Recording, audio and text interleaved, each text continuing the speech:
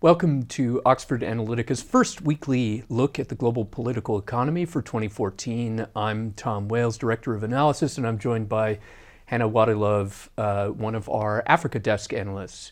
Now, Hannah, clients will be very much focused on events in South Sudan, which have gone from serious to extremely ominous. So first, can you take us through the latest developments there, both in terms of the political process such as it is with resolving the dispute and the military situation on the ground? So we've come quite a long way since units of the Presidential Guard began firing at each other in military barracks in Juba on December 15th last year. The situation has escalated to a point where the former Vice President Riek Machar has loosely aligned himself with various rebel forces in the country and is currently in control of both Unity State and Jonglei State, or at least parts of those two states. The Unity State is an oil-producing state, so this is particularly significant. We are now at a place where, of yesterday, both sides, i.e. Riek Machar and the President of South Sudan, President Salva Kiir, have agreed in principle to a ceasefire. This is a process that is being mediated by the regional body IGAD, the Intergovernmental Authority on Development, which is the chairman of that is in Ethiopia, the Ethiopian Prime Minister. So the delegations of both Riek Machar and Salva Kiir have arrived in Addis Ababa, or are at least on their way to Addis Ababa. I think the rebel delegation arrived yesterday to begin looking at this peace proposal that was put together by IGAD last Friday in a meeting in Nairobi.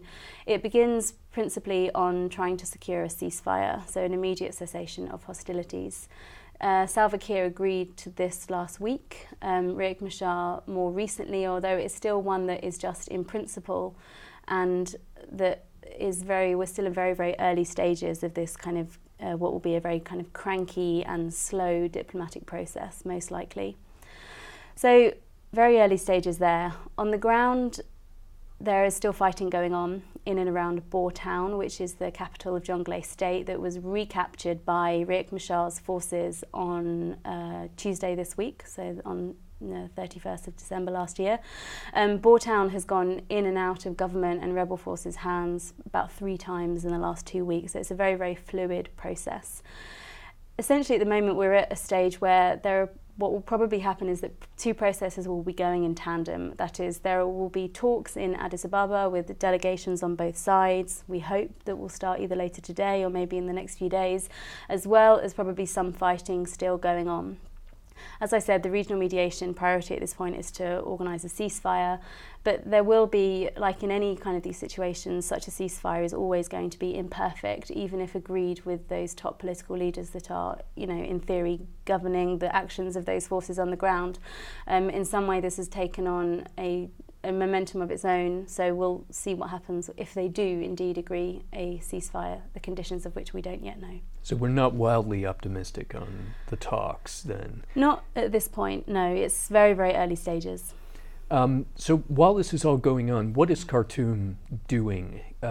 Is it biding its time? Is there any sort of prospect of intervention? What's going on there? It's a really important question because Khartoum could play a very, very critical role in all of this. Thus far, it has been very quiet. As we know, Khartoum has an enormous deal of its own political and economic and rebellion-like situations in its own country. South Sudan is part of IGAD, so it is nominally involved in this negotiation process in Addis. The first vice president was present at the meeting in Nairobi, so not Bashir himself, the president of Sudan. At the moment, they are sitting back, watching the show, as it were. An element of political instability in South Sudan is probably quite good for Khartoum, merely on a rhetorical basis. Obviously, President Bashir lost an enormous amount of political capital when he let over half of his country go in 2011, or that was how it was perceived in many parts of Sudan. So watching that sort of some sort of disintegration of that country to the south is in some ways politically beneficial to Bashir. However, there are a huge amount of uncertainty about Khartoum's role in this. It cannot be completely ruled out that they will not, given the fact that there is still a lot of disputed border areas between Sudan and South Sudan, in and around the border, some of which still have some oil, so Abyei being a good example. We can't completely rule out the possibility that they will unilaterally go over the border to seize that land. Although I think that's probably less likely than just sitting back to see what happens with the internal negotiations within South Sudan. It is potentially significant that the Khartoum's traditional allies, as it were, are actually more with Riek Machar and the former governor of Unity State who's leading the negotiations for Riek Machar in Addis, given wartime allegiances, which has been part of the problem of why Riek Machar and his allies have found it difficult to find political accommodation in the south. Oil is obviously a critical factor for Khartoum as well. The very fragile cooperation agreement, although one that's still in motion between Sudan and South Sudan, eventually gave Khartoum some transit fees for South Sudanese oil using northern infrastructure, so using northern pipelines. Northern Sudan's economy is really in very, very dire straits. The transit fees don't give an enormous amount, but they do give something. And so if oil production does continue to decline as it is at the moment, then there could be a potential pinch point there for Khartoum, at least to align on one side or the other, although it may also just try to do both. Now, let's talk a little bit then about the nightmare scenario. We talked a bit about the hopeful aspects of the talks process in Addis.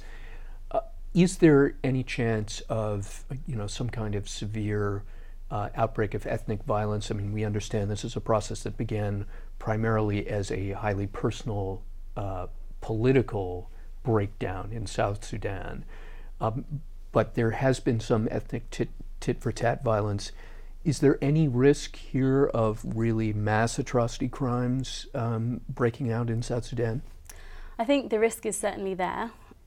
You're right to say that this is primarily a political disagreement. It's a political dispute between Riek Machar and Salva Kiir, but they do happen to be from different ethnic groups, the Dinka, Salva, and Nuer, Riek Machar. At the moment, the sort of so-called ethnic card has been played by Riek Machar more than Salva Kiir. There have been examples of some local politicians within South Sudan also using that card, that Nuer card. So in that sense, there is a potential for it to take on a life of its own, even though the core root of this is deeply political. And it does mean that the window for negotiation, given that potential risk and given that context, is smaller than in other parts of the world, because there are cleavages there. We don't want to reduce this conflict or these fighting to tribal labels in any way, shape or form, but they can be used rhetorically for certain local leaders to further their own interests in various parts of the South, and that can't be outruled. Well, let's talk about the economic implications finally. You've been to Juba, albeit not for many years, but you've been to Juba. It's a place that really doesn't have very much in terms of infrastructure. The kind of basic backbone of a state, insofar as we would recognize it, is extremely limited. South Sudan's a country with enormous potential. It has a lot of oil. There's perhaps even some tourism potential, which is pretty significant. But what does this sort of event do for a nascent state that is so lacking in so much critical infrastructure? I think in the short term, obviously, oil is still the government receives around 95% of its revenues from oil. So keeping oil production is going to be key for government revenues in the short term. This is going to become increasingly difficult if the rebels are able to consolidate their control over oil fields, although the technical side of whether they can benefit from that or not when there's been an exodus of some oil workers in these regions is disputed. But nonetheless, if the government stops getting oil revenues, it will struggle. Nonetheless, it did stop for quite some time when it shut down oil production in January 2012 due to ongoing disputes with Khartoum. Managed to survive both through the international community's assistance, but also we more recently learned from huge amounts of debt. They may not be able to take out that amount of debt now as they did then. One of the key effects of what's happening in South Sudan at the moment is that this kind of international image that was created. You know, South Sudan as a country was really forced into existence from, if I can put it very bluntly, from international diplomacy efforts. It was forced into existence as a country, and so therefore the international image of it was one that where it was progressing in the right direction.